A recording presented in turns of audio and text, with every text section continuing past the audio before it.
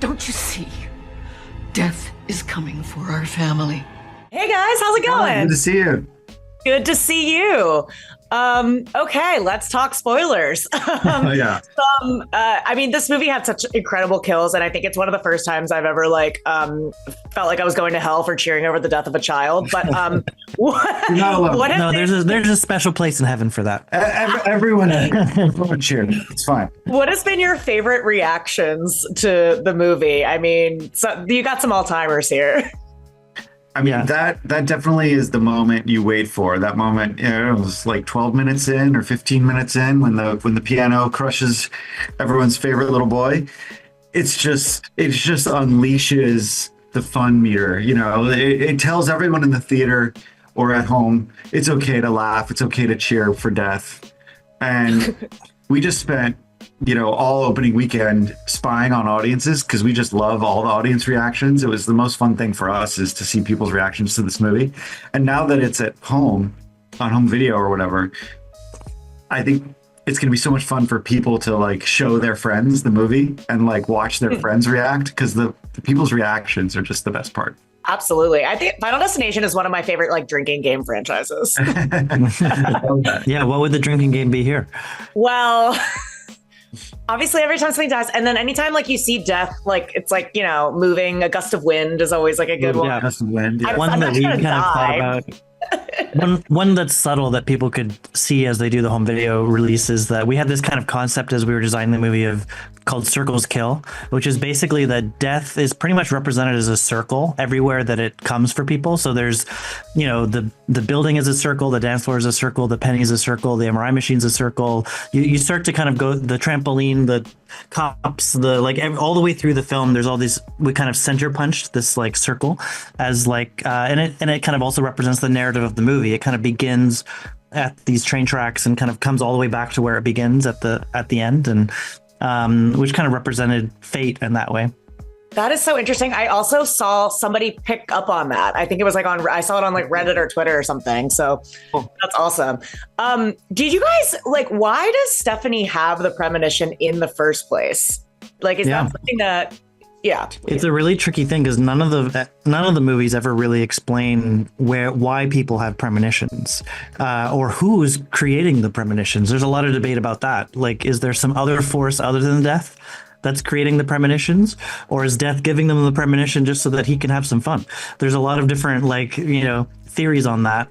And why is it slightly different in this case is also really interesting. I think we love that the audience can come to their own conclusions on that. We have some theories of our own, but in sort of the same way that Quentin Tarantino never explains what's in the box in the briefcase, I think that there's a bring your own explanation to that I think fits for all the audience. Yeah. Well, I mean, one of those things is throughout the franchise, there's always been theories about Tony Todd's character Bloodworth and where he came from, and is he the Grim Reaper, is he death? And he's revealed as a Skyview survivor. So where did that idea originate to give him that backstory and give his character closure? Yeah, I think that was an idea that came up really early in the process when we were first working on the script with the producers and Guy and Laurie, the writers. When it started in the past, there was really an opportunity to kind of explain where Bloodworth came from. And it was something we worked really closely with Tony on over a couple of years of development, because he loved stoking all the fan theories of maybe it's this, maybe it's that. He was kind of had this mischievous sense of humor about the whole thing.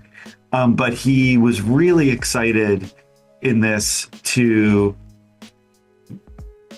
give Bloodworth more of a human backstory, to really show how he was a real person and why he might have known about death in a more grounded way.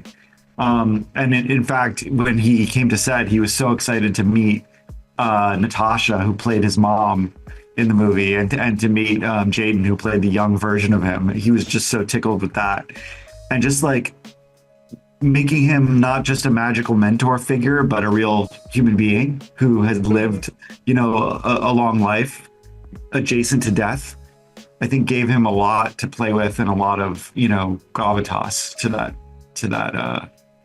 to the portrayal in this film. Yeah, and that scene, I mean, we talked about it in the junket, but Tony's completely speaking from the heart, and it's such a beautiful, poignant scene. Yeah, absolutely. Yeah, he was just such a amazing guy. When he came to set, he was physically weak. You could tell he was ill, but he was emotionally just so present and joyful and welcoming, and he was really living the words that he spoke on screen in terms of enjoying every single second. And it's definitely been an inspiration for us since then. Beautiful. It's confirmed in the movie that Kimberly and Burke are in fact alive. And we talked about this a little bit. You mentioned there was like at one point an earlier draft of maybe bringing Kimberly back. And I'm curious what that would have looked like and if that's something that you're still thinking about for the future.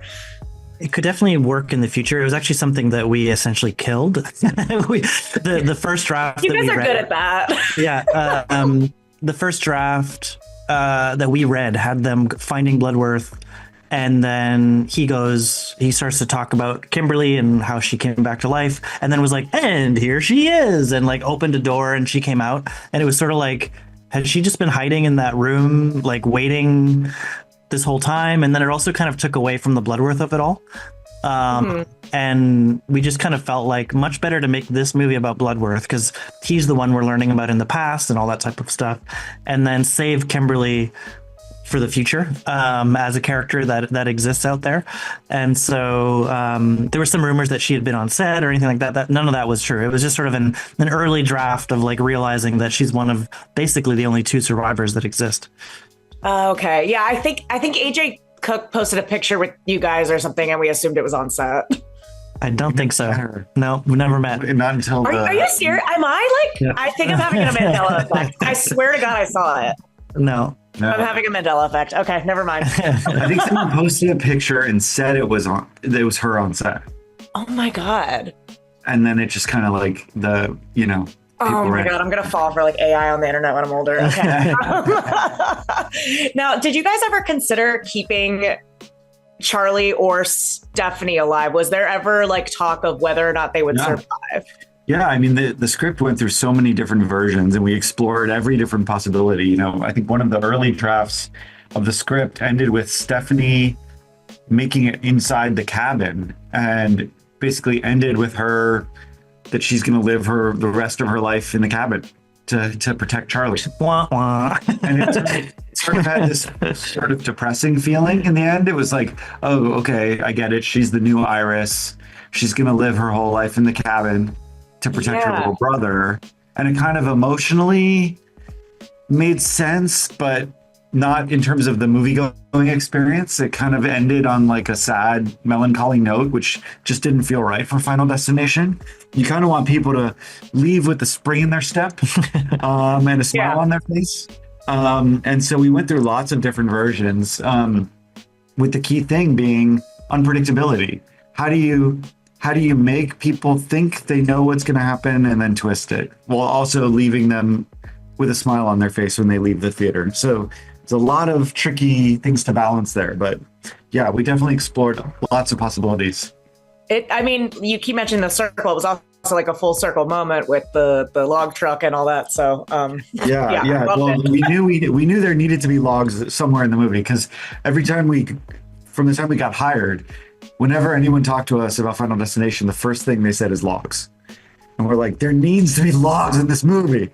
Yup. But how do you do it in a way that, feels earned and feels like just does justice to the iconic diva that is the logs? The diva that is the logs. It's funny because it's like, my ever since that movie came out, I cannot properly drive behind a log truck. But I think something similar is happening with pennies. Like I know. Oh, good. Yeah. I saw they sent us a video of like someone was on a plane and like with their phone zoomed into the floor 2 seats forward and there was a penny on the ground. It was like, I'm not picking that fucker up. Maybe garbage trucks, engagement rings. Yep. Basically when we started working on this movie, one of the executives at New Line had a phrase that kind of stuck. He kept saying, what can we ruin for people? because Final Destination is famous for ruining logs, ruining laser eye surgery, tanning beds, you know, you name MRIs. it. And so we tried really hard to think about things that you might encounter in your everyday life that you never see the same way again after watching this movie. Well, thank you for that. I love your brains. I got to wrap, but so good seeing you guys. Fact is, you're all gonna die. And after that, I will too.